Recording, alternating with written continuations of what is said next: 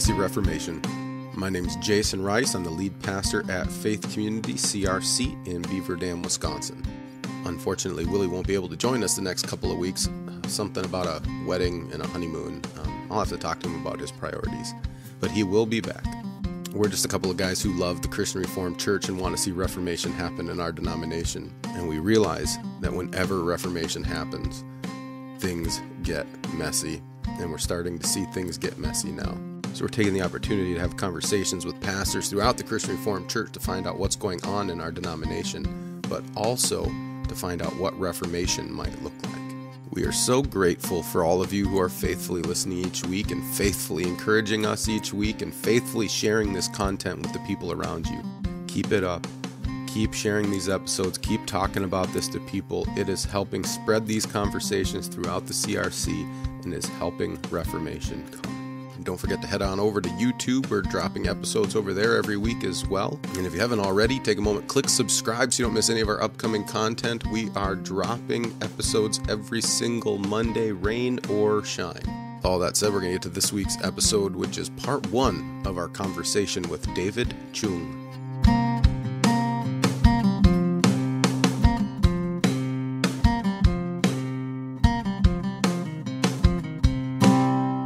So, David, why don't we just begin by, why don't you tell us a little bit about yourself and your family and the church that you're at as well? Yeah. My name is David Cheung. You can call me David. My wife is Esther. I'm David, but not the king. She's Esther, but not the queen. And our son is Matthew, but not the royal tax collector. We're 3 in the family, and we all serve together at Emmanuel Christian Reformed Church here in Richmond, part of Metro Vancouver in British Columbia. I was previously in the Philippines and in England before I came to Canada. There was also a shorter period of time when I resided in the USA. So I've been in a few continents, so to speak, and have seen the people of God in different situations, speaking different languages, and reaching different people groups. I actually started out as a youth pastor many, many years ago. And then the Lord led me to become a seminary teacher. And then eventually I went to England for postgrad studies. My areas of interest, if I can use that term instead of expertise, is biblical studies and also church history.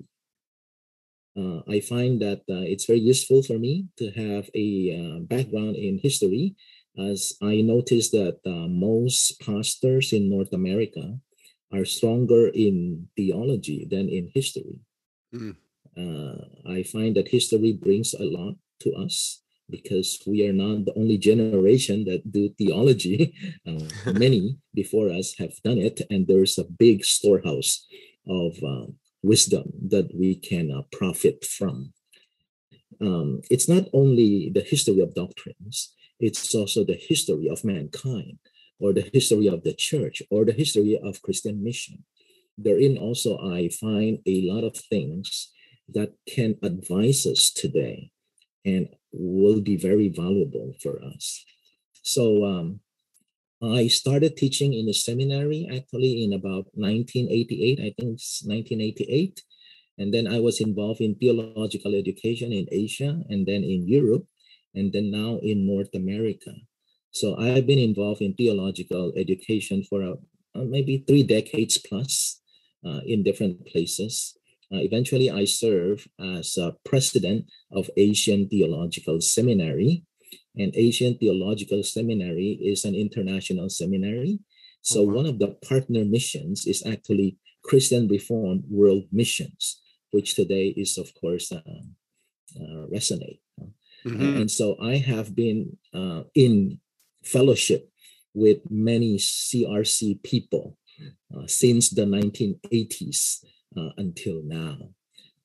In the year 2010, the Lord led me to come to Canada to succeed my former pastor, who was going to retire for the third time, and this time he succeeded. He was 72 when he retired, you know. So I came basically to continue the pastoral work here in Richmond. We are a trilingual congregation. So at 9 o'clock, I preach in Amoy or Minnan, which is a southern dialect, the neighbor of the Cantonese. At 10 o'clock, I preach in Mandarin, which is the national language of China and also of Taiwan. And then at 11:30, I try to preach in English as well. And this is what I'll do this coming Sunday. Of course, you have to tweak things to adjust to that particular audience that I'm addressing.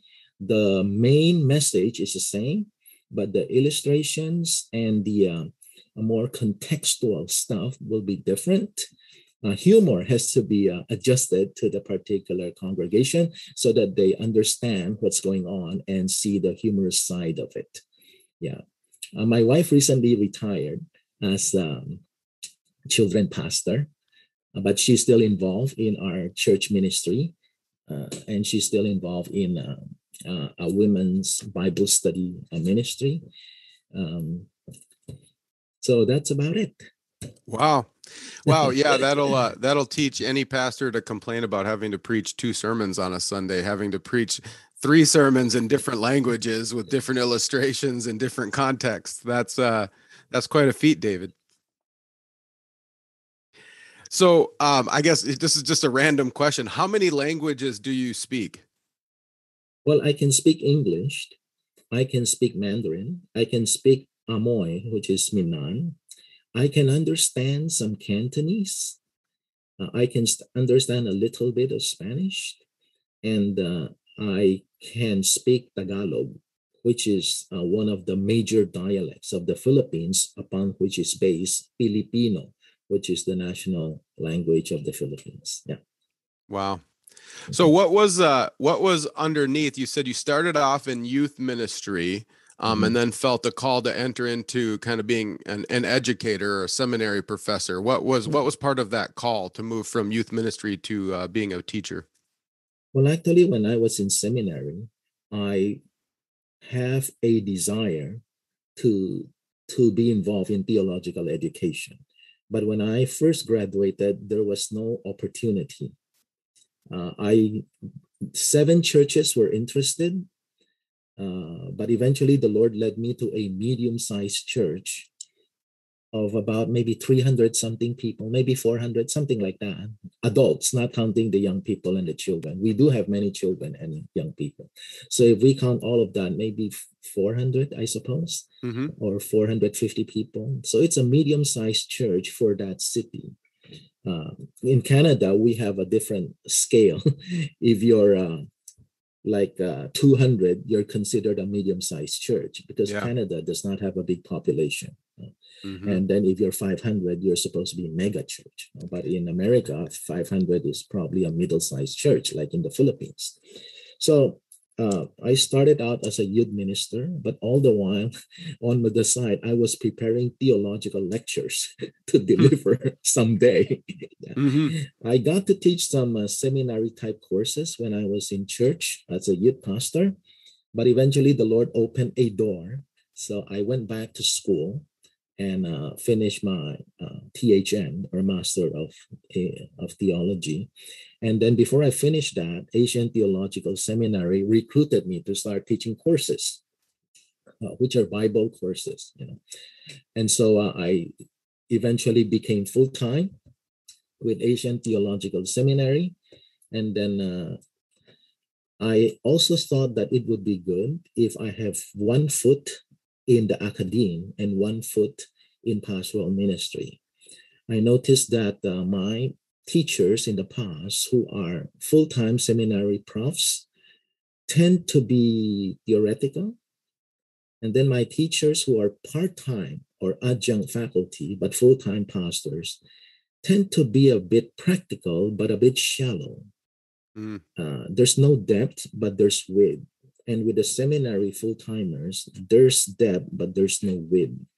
So I thought it is useful, perhaps, to be involved in both worlds. So eventually, I was full-time lecturer and also a so-called part-time pastor, but I'm the only pastor of the church, so I'm doing everything. So it is very tiresome to hold two full-time jobs, but the grace of the Lord was sufficient. It's very tiring.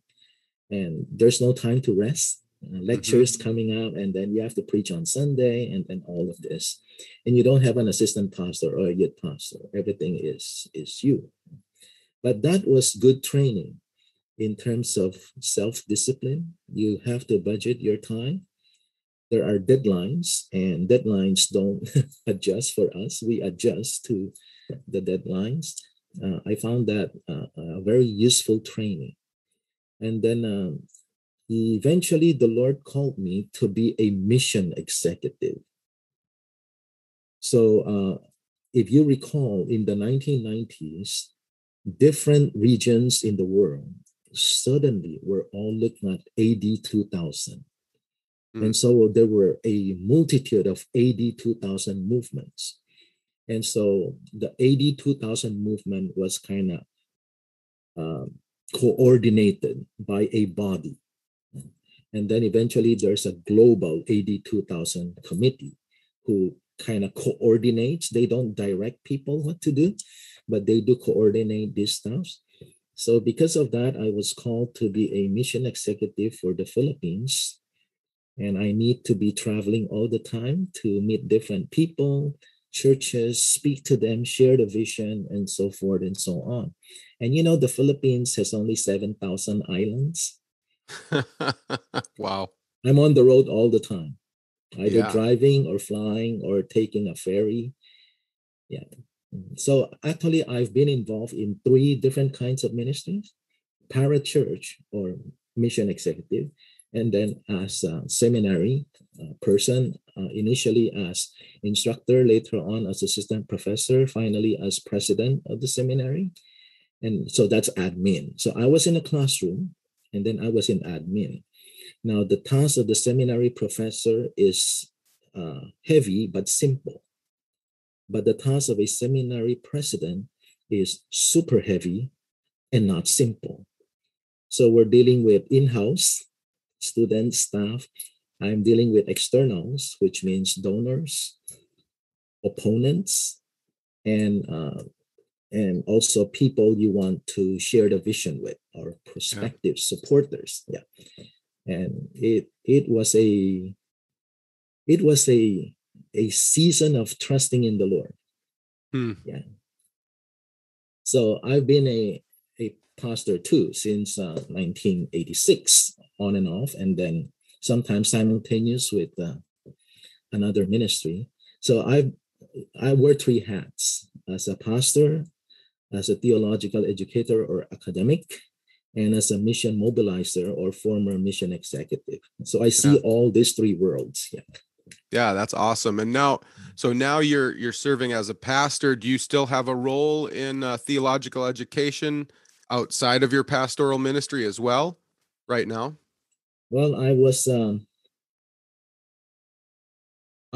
we're involved in starting a seminary here in Vancouver. As you know, Vancouver is a heavy immigrant city. Like say in Richmond, where I live, most people are immigrants, like 2/3 or more. So they weren't born here, they came here, and they speak different languages. We discovered that increasingly people from the People's Republic of China are coming over in big numbers. So a lot of Cantonese churches started Mandarin ministry to reach out to them. And then eventually some of them want to become pastors. And so we started a Chinese speaking seminary a few years ago here. I think we already have 2 or 3 batches of graduates since then.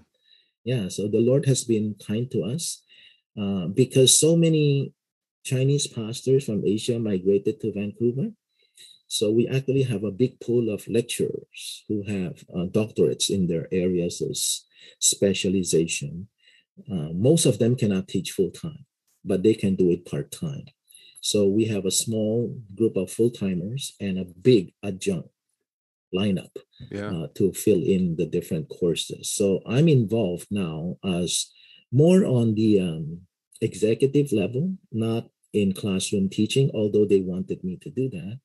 And then on the side, I still make myself available as a consultant to PhD students around the world. In fact, just recently, a gentleman contacted me who was in Chicago, Trinity Evangelical Divinity School, which is today Trinity International University. And he was doing his church history research at that time at Trinity. And he came across my book. And then, he was able to locate me through my seminary in the Philippines. And so I gave him some pointers where to go and what to do. And then recently he contacted me. Now he's already a lecturer in a seminary in Australia. Oh, wow. Places. Yeah. So there's another gentleman who's an American, but who has done a lot of study of Minnan Christianity. We were also in communication. And now today, I think he's assistant or associate professor now in Xiamen University in South China. Yeah. Oh, wow. So consultancy is easier. We ride on our expertise, and I work in an area where in a way I'm recognized as the leading expert in that area. In British. By the way, I did my work in England, University of London. Okay. And so we are very specialized. We really go, into one area and go really deep. And so people who research in that area, you will come across names, and then eventually you realize you have to contact this person because your own supervisor in your seminary simply does not have expertise at that depth level. He has a general feel of the subject, but once you go into PhD research, they probably cannot direct you as much. So I feel in that gap. Yeah. Yeah, awesome. So one of the questions that's been running in my mind is, what brought you into the Christian Reformed Church then? Yeah. My former senior pastor came to Canada around the turn of the century. I can't remember it's before or after Y2K. It's around that time. So he pastored a church for many years, and then he retired. They called him back. He retired. They called him back. He retired the third time, and he succeeded because I came.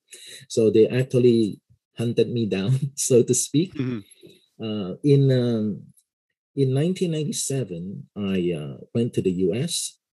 I was doing archival research, so I need to be at the archives physically. Some of those things are not available in any other way. They're not online because these are ancient documents nobody's interested in, except a few researchers.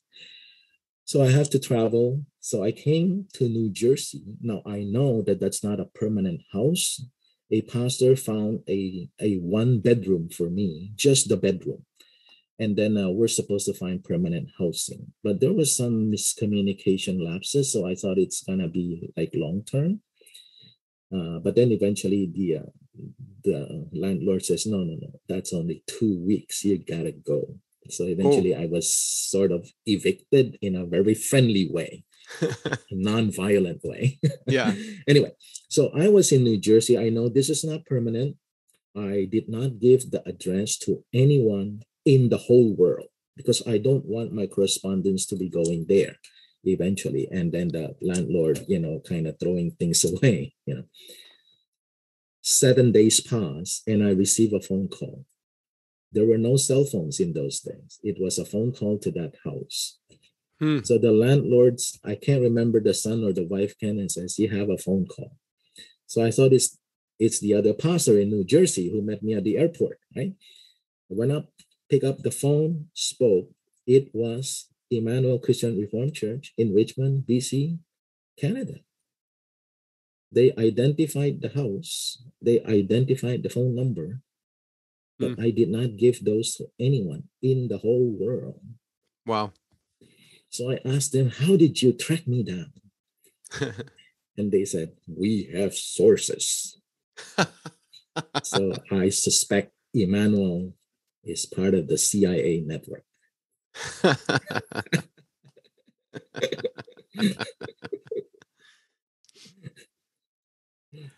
So one of the things that we like to ask people on the podcast is when you're kind of looking at the Christian Reformed Church, what are some of the strengths that you've seen in the Christian Reformed Church? What are some of the things that we do really well at? I think the Christian Reformed Church has a high degree of compassion. We are very kind to victims. We are very kind to those who are weak. We are no longer like the 17th century Dutch imperialist. We have become universal citizens of the world, citizens of the kingdom of God. And I think that's a strength. I think we spend time talking together instead of rushing things through. And I find that Christian Reformed people like to talk. If you give them a chance, everybody wants to talk, and they can talk again and again. So yeah, we like to talk, which of course is a form of fellowship, because every time somebody speaks, we know that person a little bit more of his values, a little bit more of his priorities, a little bit more of his passions. So we are a good conversational community. We talk a lot. I find also that we have a generous heart when it comes to teamwork.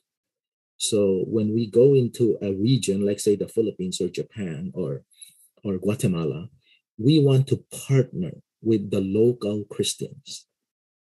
That's very beautiful. It is a very brotherly, sisterly way of doing ministry together. So I find that some of our strengths. Yeah. I want to jump on, just have you flesh out a little bit more. The very first strength that you talked about, that we are caring and that we love the victim. I think you're right. I think that's kind of baked into us as a CRC, but I think there's a number of people, even particularly those who are would be labeled more progressive, who would say that we aren't that way. That's why we need to change things in our denomination. They would say we're not very loving to the victim and the widow and the orphan. So what do you see in us that makes you say that we have a strength of caring for the victim? I think I see that in our public statements. I think I see that in our public actions. Haiti was a major disaster area at one point, and many groups go in to assist, but perhaps we're one of the big players in the Haiti relief project. I think when people say we are perhaps harsh or unfriendly, it will be like me playing with the kitchen stove and my mom came in and yelled at me. That's not very friendly, but it saves me from future calamities. So when people are alarmed, when people are caught in a situation where they see great danger and they speak very soft and slow, we probably won't believe them. But if my mom yells and says, stay away from that stove, stay away from the fire, then it impressed on me that, what's this about? If her volume is huge, then this must be huge. Yeah. But I won't say my mom doesn't love me. Yeah. She just yelled at me. Yeah. So sometimes our friends may overlook that and does not realize that we're shouting fire and everyone can be burned. It's not only us. They can be burnt too. So we're shouting fire and we're alarmed, which is the right thing to do. That's why it's called a fire alarm. But they don't see that. They see the demeanor, the volume of your voice, perhaps the angry expression on your face, why you're playing with fire on the stove. So I think because they are equally passionate or more passionate than us, that they lose some objectivity there. Yeah. And Yeah, I was because, just, oh, go ahead. Yeah. And Oh, go because ahead. of the way we yell, quote unquote, that gives them something to work on and say that you're very mean, you're unfriendly, you're unloving, you're a bigot, blah, blah, blah. Yeah. Yeah, I was just talking to a group of teenagers last night in a profession of faith class, and we were on the topic of church discipline. And I was talking to them about that. And I said, part of doing profession of faith, part of committing to this church is also committing to, you're giving me permission and opportunity to correct you when you're wrong. If I notice something in your life that I think is harmful for you and dishonoring to God, I am given the task of kind of calling you out on it. And I said, and I'm going to do that not because I hate you or not because I'm judgmental, but because I love you. Because if I didn't love you, I wouldn't care if you were messing up your life or running off. And then I reminded them, because I know teenagers don't think of this, but I don't think many people in our congregations remember this either. I said, as a pastor, one of the heavy burdens that I have is what God tells Ezekiel in Ezekiel 34 about the watchman of the city gates. And he says that, if you see something going on and you don't say anything about it, their blood is on your hands. But if you see something and you say something to them and they ignore you, then the blood is on their hands. But if you see it and you shirk your responsibility and don't say anything, you're actually going to be held guilty of that. And I said, so that's God telling me that if I see something going on in your life and I don't say anything to you about it, then I'm going to be held guilty for shirking my responsibility. That's a big, heavy burden. And so we need to be able to enter into that. And people don't always see that as loving and caring for the victim, but it actually is one of the most loving and caring things we can do for people who are struggling and caught in sin. Yeah, and the way you explain it, I suppose young people can understand it. They may not like the idea, but I think you communicate in a very clear way that I'm sure they understand what they're saying. And of course, when the watchman announces somebody's coming, he doesn't whisper. Exactly. He has to speak very loud. Yeah. Amen. Yeah. And that's part of it. And I've also been talking to people. I'm not known as being, I'm kind of known as being a loud and boisterous kind of a person. So I'm not known for being a quiet, gentle soul. And so I get in conversations with pastors who are more the quiet and gentle soul, which is a good thing, right? We need pastors of different types and sorts. And some of those pastors will talk to me and maybe encourage me. They'll say, you need to be more of a shepherd. You need to be just kind of, they use that shepherd imagery as being kind of this quiet, gentle soul. And I say, yeah, maybe I need to calm down a little bit. I get that. But don't forget that a shepherd also carried a rod. And David was this shepherd boy, and he also killed a bear and a lion with his bare hands. And so, shepherds aren't weenies, and they're gentle with the sheep, but they are not gentle with those who are attacking the sheep. And that's what's most loving for them. And so, we all probably lean one way or the other. Some of us are going to be more of the rough, gruff, tough kind of pastor. Some are going to be more of the kind of quiet and tender pastor, but we all probably need to work on kind of being more in the middle, being able to be strong and speak the truth in love. Yeah, I think that's true. The shepherd does have multiple duties. Yeah. Just recently, the seminary is publishing a graduation, publication and asked me if I wish to write something. So I named the 4 duties of the pastor. So the first duty of the pastor is, of course, to teach. That's to feed the flock. Right? And the second is to care for them. So if some get sick, some get lost, you got to go out and bring them back. And then number 3 is that the pastor has to lead them to pastures green, safe food, not to poisonous weeds, unsafe food. So the pastor has to lead. Some pastors are reluctant to lead. So in Vancouver, we have a very special situation where there are many churches without senior pastors, but many associate pastors.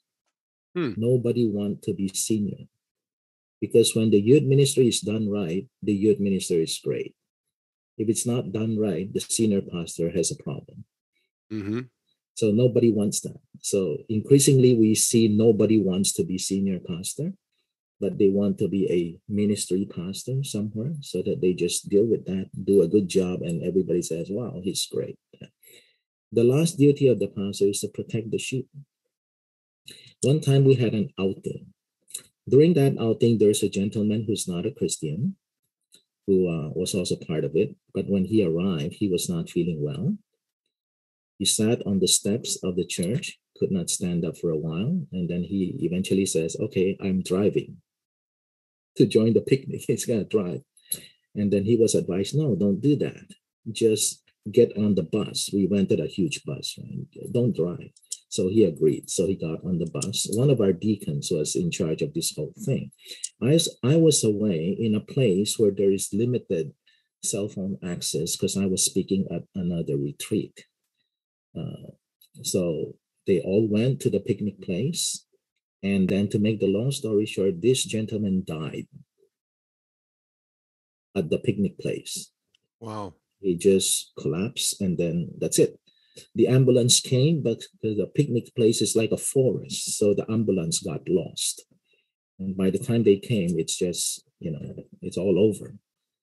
Now, this deacon is he's a rather young Christian, but he's a very committed Christian.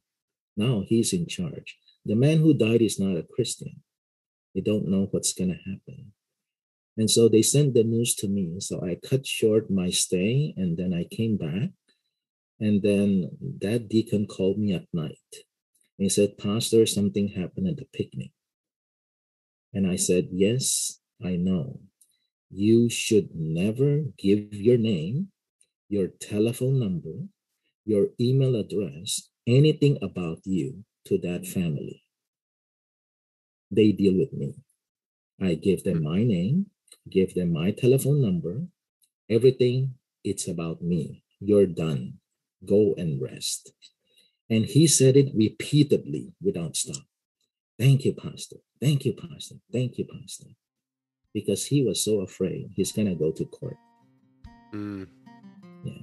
But this is what we do because we're the pastor, right? We don't let our sheep suffer harm. Well, that's all we have for this week. Stay tuned next week for part 2 of our conversation with David Cheung. Until then, don't forget this is Christ Church, and he bought it with his blood. And we've been warned that wolves will come in trying to destroy the flock. So keep a close watch on your life and on your doctrine. Preach the word in season and out of season. And keep fighting the good fight in this messy Reformation.